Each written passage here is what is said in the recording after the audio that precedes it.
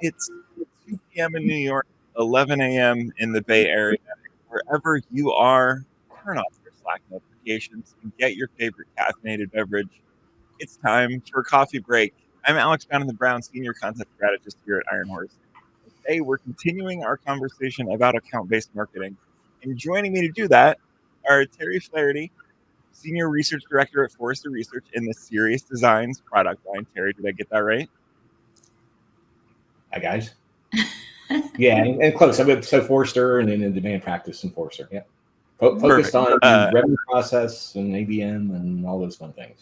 All this stuff that we're talking about today. Yeah. And Barbary Maddie, Senior Vice President of Growth Strategy here at Iron Horse. Hi, everybody. Hello.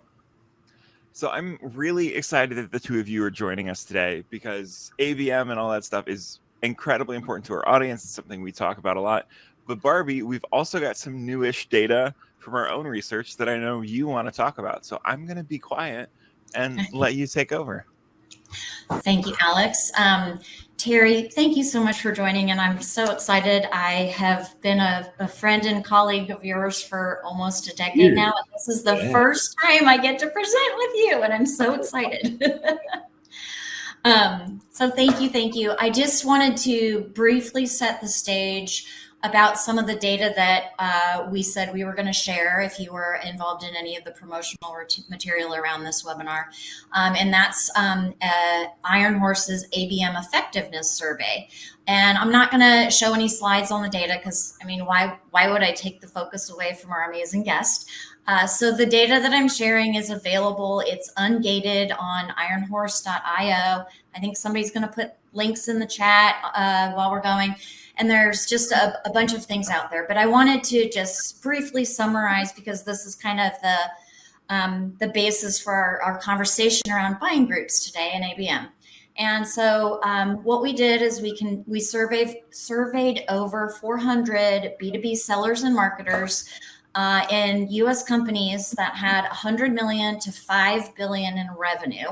And we specifically kept those boundaries in because sometimes when we look at data with these large enterprise organizations, it tends to skew things. As a proxy, we considered effectiveness as annual revenue growth of 11 to 40% year over year. And that's what we're calling high growth. Over 2/3 of the respondents indicated they hold ultimate accountability for the strategic decision-making from a RACI perspective. The key industries include high tech, professional services, manufacturing, healthcare, financial services, and HR.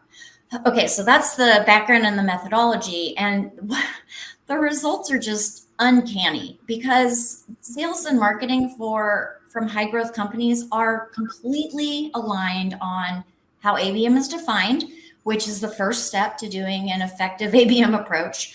They're aligned on the primary objective of ABM, which is to drive better sales and marketing alignment with efficiency, more measurable ROI, and cost containment. They're aligned on the top barriers that are preventing even more alignment, which are that target accounts assigned to sellers don't match what marketing is targeting. And also there's just an overall lack of account planning to be able to pivot from outbound to inbound. They're aligned on the top drawbacks, which it highlighted a dependency on the data accuracy, and there are lots of challenges around scaling for personalization, which means more dependency on content.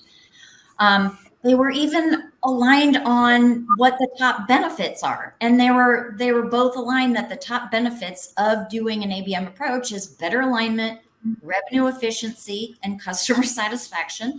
All of those are good things to realize as benefits. And finally, the way the survey was worded, we asked sales and marketing as the same set of questions, and then we branched off. And we asked sales, what are the top things that you need from marketing in order to be more effective at ABM? And then we asked marketing, what are the top 5 things you need from sales in order to be more effective? And they both need the same 4 things, which is just crazy. So they need more planning, they need better data, they need content, and they need account insights. Whew. So that's my little preamble. Terry, my first question for you. Are you surprised by those results? And if not, why? So yes and no. Right? And I think that the yes is ABM is becoming a lot more mature, right? And a cornerstone of ABM is being able to drive insight or leverage insight, drive relevance, to make sure we're aligned on who we're targeting and what kind of experience we're trying to drive, right? So I think we're seeing a lot of alignment now, especially at the account level, to be able to say, hey, these are the accounts that we think are the right accounts for us to target. And this is how we want to engage and what the programs ought to look like to do that. But I think there's different degrees, if you will, of alignment. And so we've been like huge evangelists for a long time on thinking about alignment, maybe in a slightly more extensive dimension. And we're starting to see organizations move to that, right? And so I've been, just as background, I've been doing a lot of research on the concept of buying groups now for 7 years, right? And 7 years ago, we came out and said, hey, we need to stop thinking about MQL, start thinking about buying groups and opportunities. And if you think about sort of the timing of when we started that conversation, that was right at the prime time of everybody being really fascinated with this new concept of ABM, and isn't this really cool, right? And we came up with this analogy that says, if our goal, whole goal, try saying that 3 times, Professor, if our whole goal is trying to drive the most relevance and drive the best experience, for sure, right? We don't want to focus on the individual person, the MQL, right? Because that's too small. And we have all these years of research now that says, hey, when B2B organizations make a buying decision, there's a group of people involved in it. And depending upon the complexity and deal size and things like that, it could be 15, 20 people, or it could be 2 or 3 people. But anything of any substance, it is being bought by a buying group as an individual. So, that one individual and getting all excited about the engagement of that one individual often sort of is a false promise, right? And because they may not be reflecting sort of the insight of the needs of the company, they're just reflecting they're interested and they're bored and they're checking out this new topic or whatever, right? The other side of the coin, right? And here's where I think, if I think about sort of relevance and more alignment, one of our big, I don't want to say criticisms, but one of our big sort of focal points when we think about accounts is accounts don't buy, right? Accounts are legal entities, right? But the things that buy are actually people, right, working together to solve a business problem or a buying group, right? And so we started with this analogy, the Goldilocks analogy, that says, hey, people, that's too small. Accounts are too big. The just right is kind of understanding this concept of the buying group and the opportunity that it aligns to, right? So having said that, now coming back to alignment, I think there's huge opportunities still in driving better alignment of how we think about the buying group, how we think about the buying group roles. And the really big change is, ABM says, hey, we're going to target, but there's also this whole sort of dimension of roles and responsibilities and how we're going to drive engagement. And I think one of the major shifts that's critical in ABM, just critical in alignment in general, is kind of the recognition that, we've been so sort of centered on this concept of marketing does something and throws over the fence to BDR, and maybe something and throws it over the fence to sales, right? And that's horrendous. That's horrible. That introduces so many bad practices. ABM starts to solve that for sure, right? To say, hey, we're going to work together more collaboratively. But I think sort of the opportunity for better alignment is more detail on, we're aiming at the account Acme. There's actually 6 opportunities that we think exist within Acme that we want to target. This opportunity is a very complex opportunity, and there's 10 buying group roles involved. This opportunity is a maybe easier to less risk opportunity. So there's 4 buying group members engaged or required. And how do we drive that alignment then to, of those 10 buying group members, what's our strategy for how we're going to drive engagement and interaction? What's our insight we have on what kind of coverage we have and what we're missing? And what are the micro programs or the specific actions we're going to take to do things like try to drive additional buying group expansion, or go find that economic buyer and target that economic buyer through a combination of marketing and BDR and sales. So I think we're making great progress, but I think there's still huge progress that can be made on, the more insight I understand about the buyer and the buying group and the opportunity and the signals that are being produced from that, the better we're all going to be. Yeah. Well, I don't know if you picked up on this, but I heard a new blog for you as you were saying that buying groups are just right. They're the baby bear in the Goldilocks scenario. That's the Goldilocks.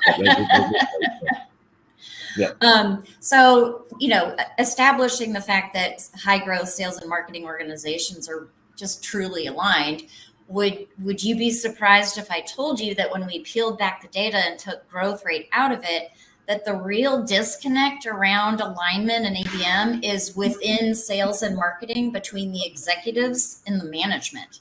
Yeah. Why do you think that is? So I'm going to answer it in the context of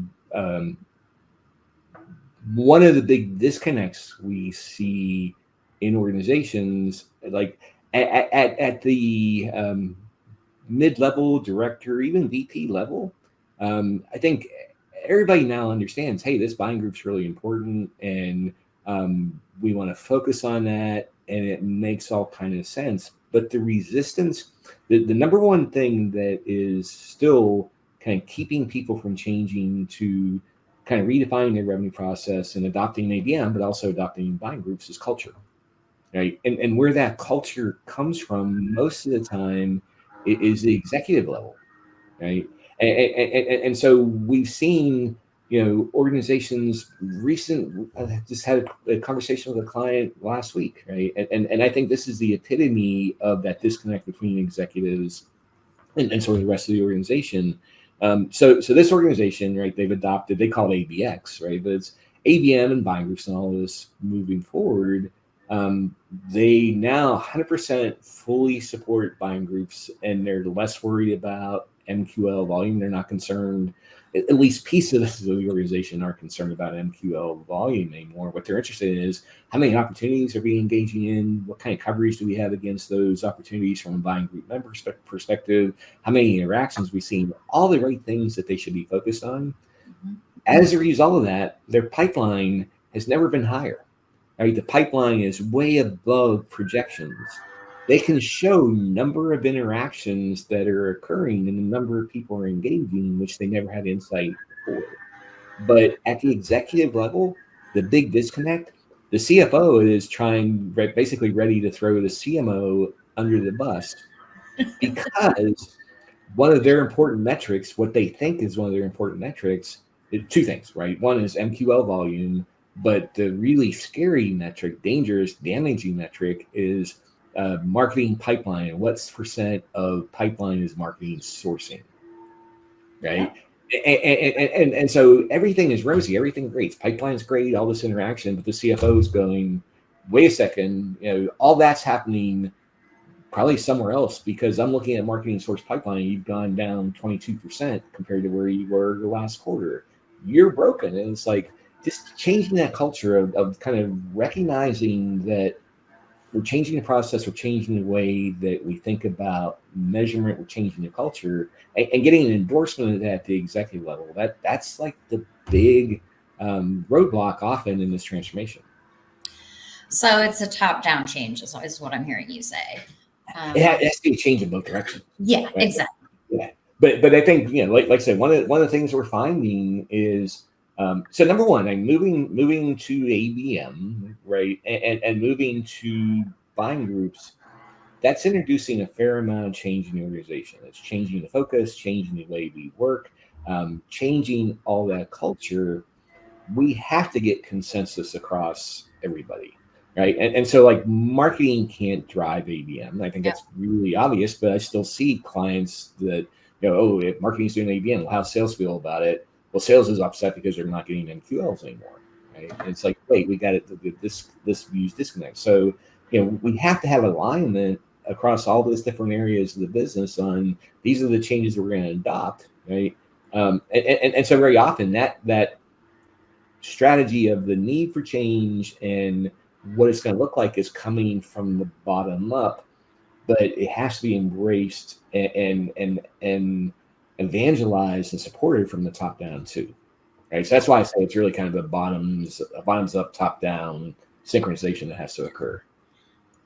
Have you seen any specific catalyst that's kind of facilitated that culture change? I mean, is it a moment of desperation where it's like, we've got to do this or we're out of business? Or is it, fresh blood comes in and this is the new vision, or somewhere in between? Somewhere in between, right? And it's been really interesting. And so, and again, I'm going to answer this in the context of this transformation from MQL to buying groups, which we think is crucial for ABM, right? Most of my conversations that start out on that come from sort of three different perspectives, right? And for me, right, so I've been, just a little background, I've been at Serious Decisions and Forrester for 11 years, and I've been focused on the revenue management process, and I do a huge amount of work around the concept of benchmarks and do a huge amount of work helping organizations kind of leverage those benchmarks to be able to then say, hey, here's what I should be doing, the quote unquote benchmark, here's where I'm at. Why do I have differences across different stages of my revenue process, and what's causing those, and how do I fix it? Right. So that's been, sort of a major initiative focus on that around, we call it waterfall diagnostics, right? So we start this conversation a lot of times off of benchmarks, right? I want to measure and understand how my performance is today and how is it compared to the benchmark goals. And virtually every time there's somewhere in the process it's broken. It very, very rarely does an organization go, oh, number one, we're driving all the efficiency that we should be in our process, and we're hitting revenue goals, right? That combination rarely happens. But what that benchmark conversation leads to is, okay, the data is telling us we have problems. We kind of knew it, but now we have evidence. The data is telling us we're having problems. We need to figure out why, right? And the first knee-jerk reaction or first response often is, okay, well, we're going to look at this process and try to tighten things up. We'll get better service level agreements in place, or clear definitions, or all the fundamental blocking and tackling, training, or is my messaging working, or all that, right? And that's all important, right? But if I'm lead centric as opposed to thinking about accounts and buying groups, I'm missing the real sort of value of making a change in the revenue process. So I can gain some efficiency, but there's a limit if I'm only thinking about MQLs, because an MQL, at the end of the day, really only represents probably 3% of the insight that I have about an opportunity in an account that I'm not leveraging, right? And so we, strongly evangelize and say, okay, I have to have good fundamentals. I have to have service level agreements, and all these things need to be in place.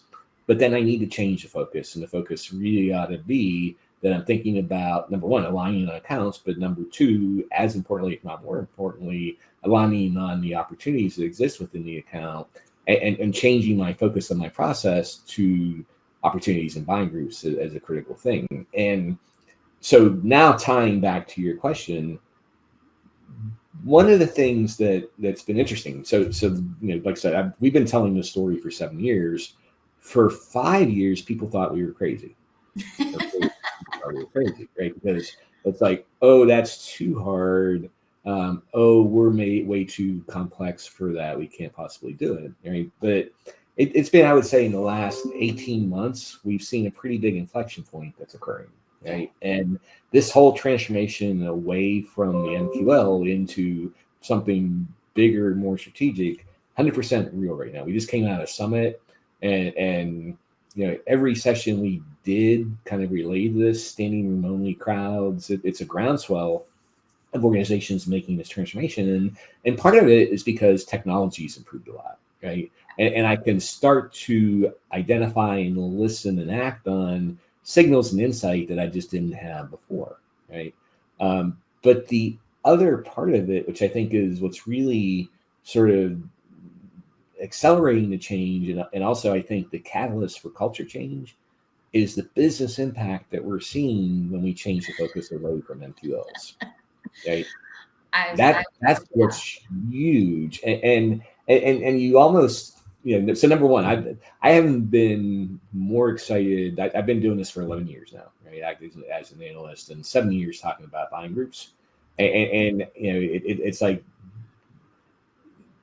this is the payoff of 5 years of are you crazy, right? And we're not crazy, and it really is delivering business impact, and it's delivering business impact in a couple different ways, right?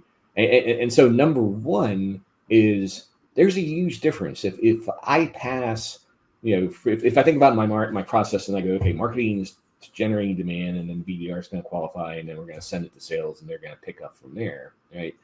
My old process, I'd send one person, right? And that would be the qualified thing that would get to sales, and it might be attached to an opportunity, it might be a contact, but the BDR is passing one person to sales, and they're setting up very often a discovery meeting for sales. So that's all nice, right?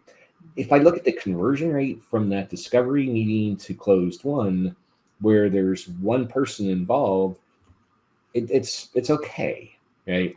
But if I can leverage insight and give sales way more insight about here's all the knowledge we have about this buying group for this opportunity in this account, and we've been able to verify through the BDR and through marketing that these 3 people, for example, out of the 8 people in the buying group, we've verified and identified these 3 people are verified members of the buying group, and that's what I'm delivering to sales. And even better, those 3 people are coming to the discovery meeting. The win rate when we can verify a buying group as opposed to that single person is dramatically different, right? And it's kind of interesting, and I'm working on models and all this, but and talking to lots of clients, and at a minimum, the conversion rate from that discovery meeting to closed one at a minimum is 25%, relative 25% improvement. So if I was at 10%, now I'm 12.5%, right? And that sounds like, oh, that's not a big deal, but actually, when you run the numbers, right, increasing your conversion rate by relative 25%, it is pretty huge, right? Yeah. And that's on the low end, right? So we have we give out awards to various levels of clients for, in this case, it was Program of the Year. And the company that won Program of the Year this year was a company called Sheer ID, and they just happened to support ABM and buying groups and all this.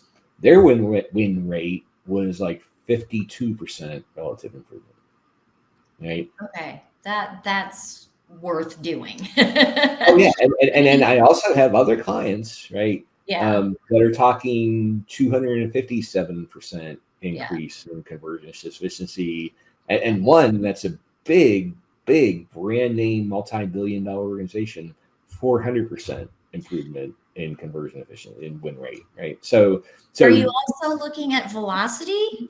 Sure. Yeah. Okay. So velocity, conversion. What about average deal size? All of the above. All those things, right? And the analogy I always like to use is, if I think about passing an MQL and we're playing football, right? We're starting on our goal line. We've got 100 yards to go to get a touchdown.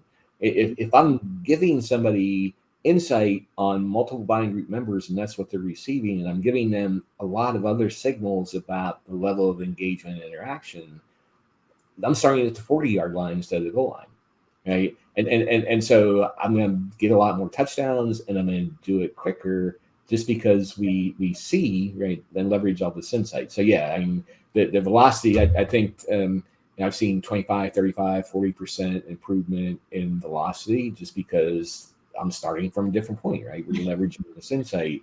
And that ain't alone. Like if sales would come to somebody and say, hey, we have to increase our revenue from kind of our marketing supply flow of the funnel, that has to go up by 50% next year, right? The initial reaction always is going to be, holy cow, I need like 40, 50, more 60% more budget. And that's not the case anymore. Right? It's now basically going, okay, I need to change the process. I may need to change some technology.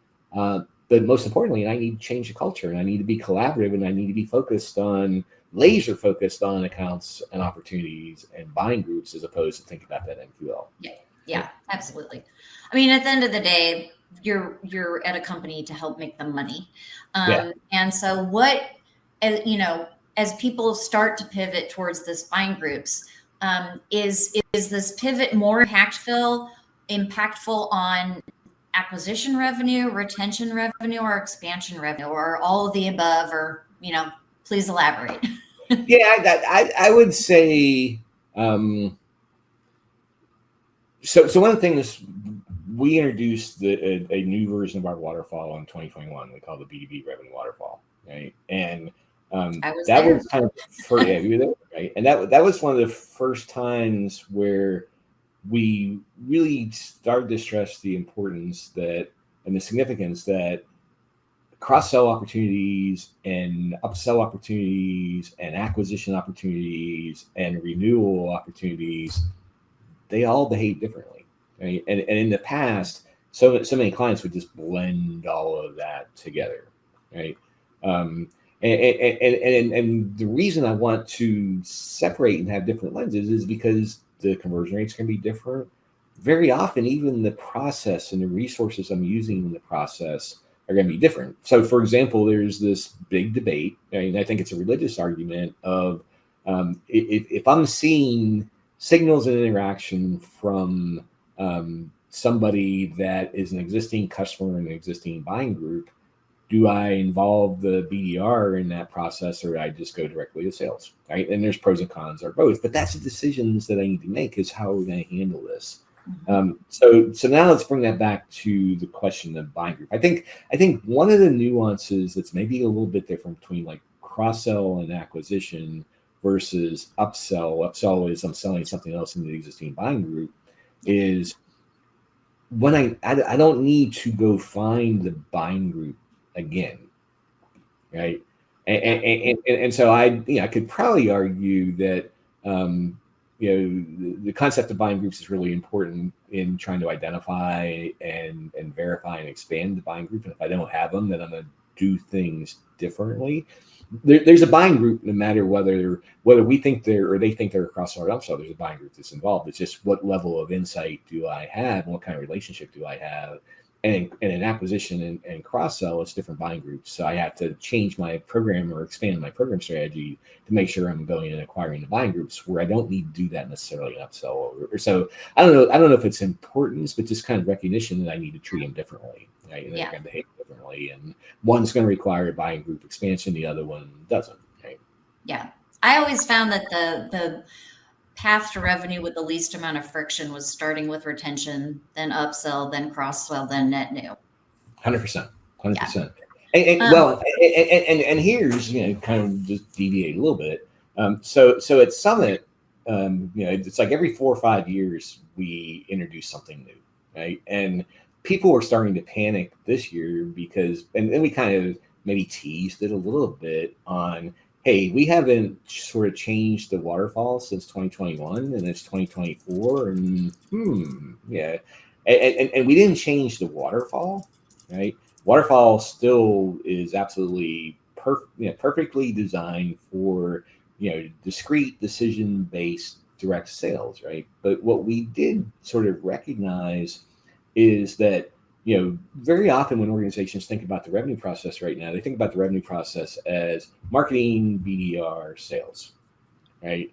But to your point, hey, it should be easier to go sell. It should be the easiest to retain. Yep. Right? It should be the second easiest to upsell into something else in that buying group, and then upsell, cross-sell into another buying group where I can use that first buying group as reference, and then net new. And that's 100% true unless I completely screwed up the implementation of solution one. And all of a sudden it goes from the easiest to the hardest possible. And let's hope that the cross-sell, they don't even talk to each other, right? So one of the things that we recognized and kind of launched this year is the importance of customer success in this whole thing, the whole revenue process. And many of our clients, like 75%, 80% of their revenue is coming from existing customers. And it's so critical that when we sell something to somebody, we're making kind of an implicit promise of the value that buyer is going to get from buying that solution. We better deliver on it, right? Because if we don't, it's going to be really hard to convince them to take a chance on solution 2 or solution 3, right? And so one of the things we did at Summit was kind of launch this concept of, number one, the waterfall and buying groups are important, but what we're really driving at the end of the day is what we're calling revenue process transformation. That's our big umbrella of, hey, we're under pressure to grow. We're under pressure from a budget perspective. We got to be a lot more efficient, right? And we also recognize that buyer is in way more control now than they've ever been, right? I mean, you've probably seen lots of research from various vendors that says, hey, the buyer doesn't even want to talk to the vendor until they're 75, 80% of the way through their buying process right now. Right. So we need that doesn't, and basically that's when we think they're an MQL. And if we're starting our revenue process when somebody becomes a quote unquote MQL, we lost it already. Mm-hmm. Done, right? Yeah. So we need to move to a world where we're really thinking about signals and driving engagement at the signal level earlier in the process and not be dependent upon the MQL. Yeah. Right? Yeah. I totally agree. Back to your point earlier, you said that there was like Barbie, a certain. Oh, I'll hop in real quick. We are running out of time, so if you've got like one last great big question to go up on, we are. I'm having so much fun. We are. I just want to respect our audience's time a little bit. Okay. Let me see. I guess, in respect of our audience's time, to Alex's point, Harry, I know you've been kind of doing this buying group circuit across a bunch of different webinars. And I mean, personally, I think this is the third or fourth one that I've attended.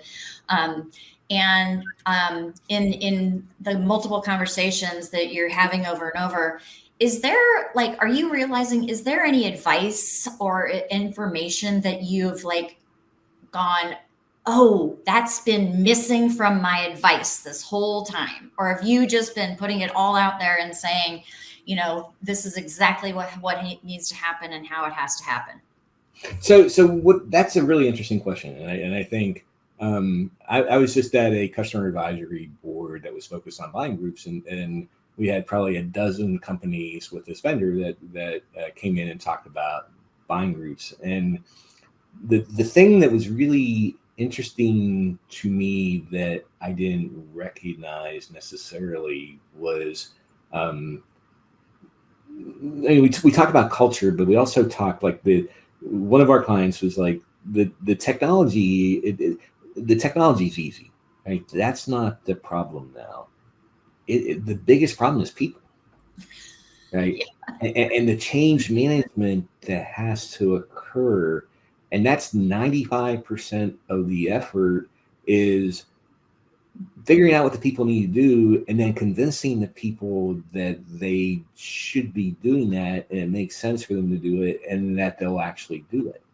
Yeah. Right. And that's where they're spending 95% of their time is on kind of internal process, but more importantly, internal change management to make sure that those changes really do get embraced. And that, to me, that's been the biggest kind of oh my and takeaway, because I grew up as an engineer, right? And I was kind of like, hey, we have a new process, works, everybody's going to adopt it, right? It's our new process, and it's just the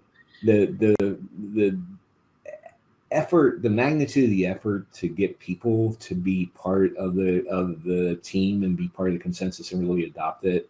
That can't be trivialized. And I think I kind of just internally trivialized it for a few years of, build it and they will come.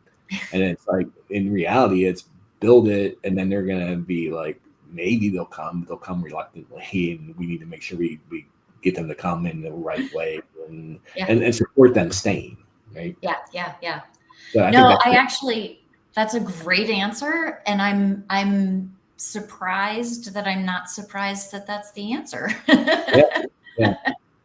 Yeah. I just naively kind of go, oh, this is an improved process. Everybody's going to, just inherently embrace it and understand it and grab it. And that's been a fault my whole life on everything. It's better. Everybody's going to do it.